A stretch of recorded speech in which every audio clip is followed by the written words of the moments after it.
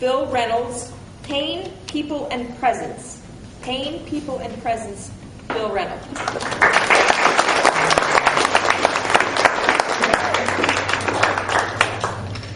Imagine the distraction in a high school classroom on a warm spring day, 6 weeks before graduation with a bunch of seniors. When all of a sudden a police car, a fire truck, and 2 ambulances pull up across the street. And it gets worse.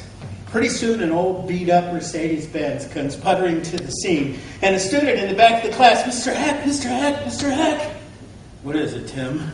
Somebody's dead. My dad's there. My student was my son. And no, I'm not the coroner or a mortician. I was the police chaplain. They were anxiously waiting my presence. A man, sadly, his medicine had failed him, decided to take his own life while his wife was out to dinner with her sisters. And they wanted me there to intercept her when she got home to break the sad news to her. Someone said, boy, we're glad we have police chaplains. We don't know what to do. We don't know what to say. Fellow Toastmasters, friends, guests, we've all been in that situation.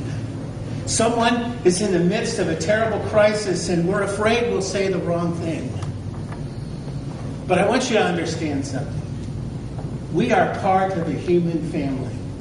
And in community, we care for each other. Now, I need your help with the speech. I'm going to say the word remember. And I'm going to ask you to follow with, in community, we care for each other. So remember, in community, we care for each other.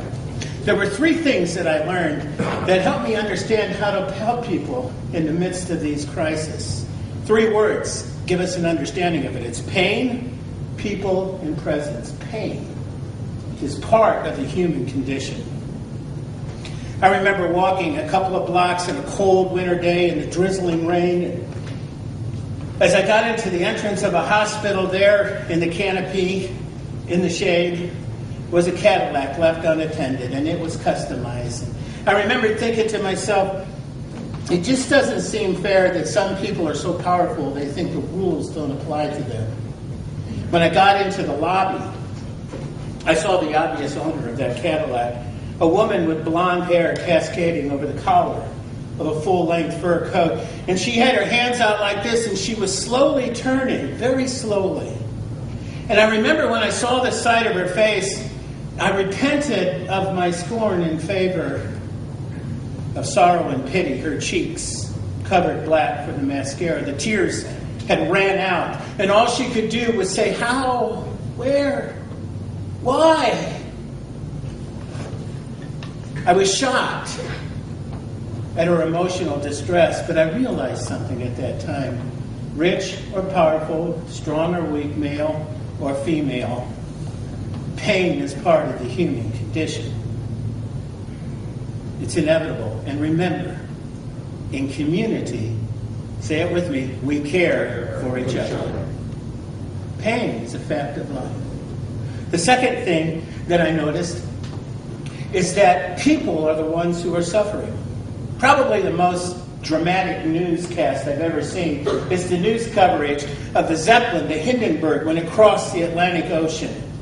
It hits the electrical wires, the hydrogen gas explodes in the gondola, and the people come crashing to the earth. And the newscaster doesn't lose his voice. He's there to report on a triumph of human achievement.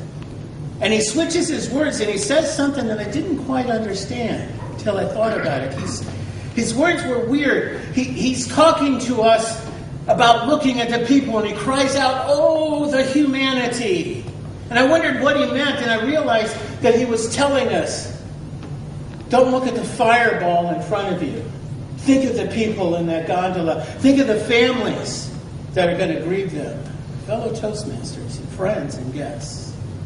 When we're faced with a tragic situation, don't look at the tragedy. Look at the people. When we're in that situation, remember, at that point in time, we are their community. And remember, in community, we care for each other. The third thing is presence.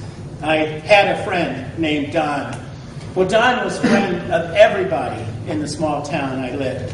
He was a community organizer and volunteer and just a chum everywhere. Don was dying of cancer, and I went to visit him. Don, what's it like to be dying? He talked of 30 plus years of marriage, of grandkids seen and unseen. He talked about the indiscriminate nature of cancer, and we even talked a little bit about the fairness of God.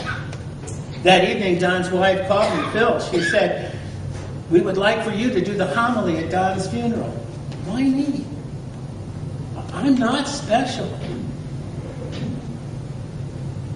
What did I do? I didn't say anything wise or profound or philosophical. She said most of Don's friends are in denial. Don knows he's dying, and they don't know what to say. They pat him on the back, and they tell him they're rooting for him and to keep his chin up. He doesn't get a chance to talk about what he's experiencing. And again, I said, but I didn't say anything. And I learned. A calm and compassionate presence goes a long way in the midst of calamity. It's part of the human condition. At that point in time, I was Don's community. Pain is inevitable. The people who are suffering are people just like you and me. And a calm presence goes a long way. So remember, in community, we care for each other. Fellow Toastmasters, you can do it. Madam Secretary.